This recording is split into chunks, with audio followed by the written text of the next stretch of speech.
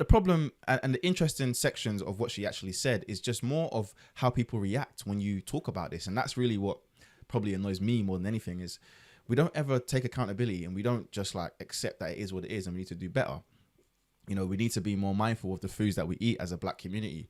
You know, a lot of our food is drowned in oil. A lot of our food is fried. A lot of our food is heavy on the carbs and the sugar and the sweetness. We do eat a lot of heavy food. I'm a Black Jamaican man, and I know the diet is very starchy. And actually, I was reading somewhere, and I don't know if this is factual, but I was reading somewhere about, so don't quote me on this, but I was reading about someone saying that essentially a lot of our diets were based on like cheap foods when we were enslaved. So all the starchy meals, they were easy to cook and they were cheap meals. So like the rice, the grains, potatoes, you know, the porridges. Like we have very heavy starchy diets, right? If you look at the West Africans, you know, the Jollof rice, the yams. Obviously in Jamaica we eat yam as well, plantain, dumpling.